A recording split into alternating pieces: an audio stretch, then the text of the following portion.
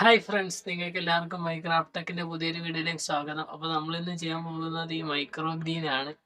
Micro Green's നിങ്ങൾക്ക് വീട്ടിൽ തന്നെ ഉണ്ടാക്കാവുന്നതും ആർക്കും ഭക്ഷണവിഷബാധയൊന്നും ഇല്ലാതെ തന്നെ പച്ചക്കറികളൊക്കെ കുത്തിവെച്ച പച്ചക്കറികളൊക്കെ ആയിരിക്കും നമുക്ക് ഇപ്പോൾ കിട്ടുന്നത്. അതിൽ നിന്ന് വ്യത്യസ്തമായി നമുക്കിങ്ങനെ വീട്ടിൽ തന്നെ തയ്യാറാക്കിയ പച്ചയില വർഗ്ഗങ്ങൾ വീട്ടിൽ തന്നെ തിന്നാവുന്നതാണ്. അപ്പോൾ നമുക്ക് ഇതെങ്ങനെ ഉണ്ടാക്കുന്നതെന്ന് കാണാം.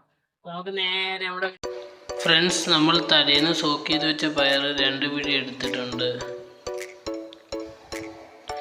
നമുക്ക് ഈ പയർ തുണിയിലേക്ക്, ഒരു കോട്ടൺ തുണി നനച്ചതിലേക്കാക്കി മൂടി വയ്ക്കാം.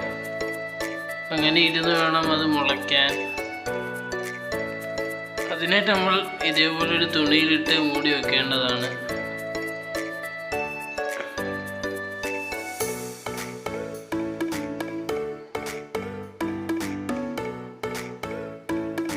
ഇതേപോലെ മൂടി വയ്ക്കുക. ഇനി നമുക്ക് ഈ പയർ ഒരു പാത്രത്തിലേക്ക് തുണി വെച്ചതിന് ശേഷം അത് മുളച്ചതിന് ശേഷം പാകി കൊടുക്കാം. ഒരു ദിവസം കൃത്യം ഇടുന്നാലേ ഇത് മുളയ്ക്കത്തുള്ളൂ. അപ്പോൾ മുളച്ചതിന് ശേഷം നമുക്കിത് പാത്രത്തിലേക്ക് ഇതേപോലെ തുണി വെച്ച് പാകി കൊടുക്കാം.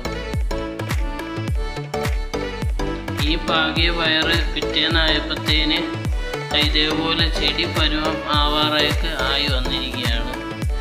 ഇങ്ങനെ പൊങ്ങി ചെടി ആവാറായി വന്നിരിക്കുകയാണ്. ഇനി 2 ദിവസം കഴിയുമ്പോഴത്തേന് ഇതേപോലെ ഇലയായി വരുന്നതായിരിക്കും. പിന്നീട് നല്ല ബുഷിയായി മാറും. അങ്ങനെ 2 ഇല പരുവം നല്ല വൃത്തിക്ക് നീളത്തി വരും. ആ സമയത്ത് നമുക്കിത് വിളവെടുക്കാം.